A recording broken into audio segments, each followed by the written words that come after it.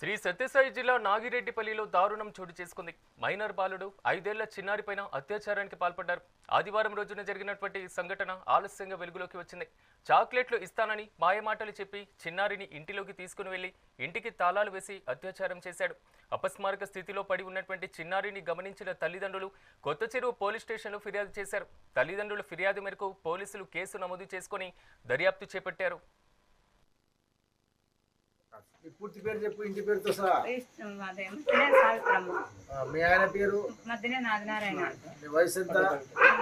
60. 60 ఎకరాలు. ఏం పని చేస్తారు మీరు?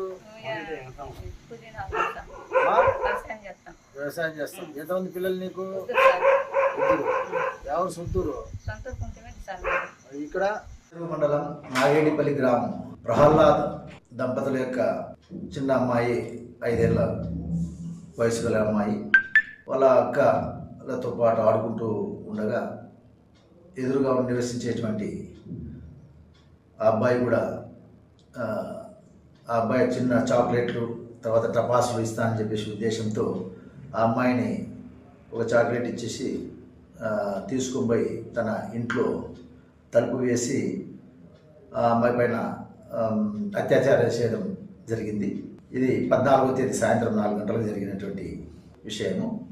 అందరినీ ఎగ్జామ్ చేయడం, ఆ అమ్మాయిని వెంటనే అనంతపురం గవర్నమెంట్ హాస్పిటల్కి పంపడం, అమ్మాయి చికిత్స చేయించడం జరిగింది.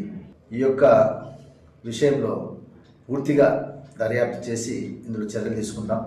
ఆ కేసుకు సంబంధించి అతను ఎదురు ఇంటికి సంబంధించిన కూలీకి వెళ్తాడు, చదువు మానేసినాడు.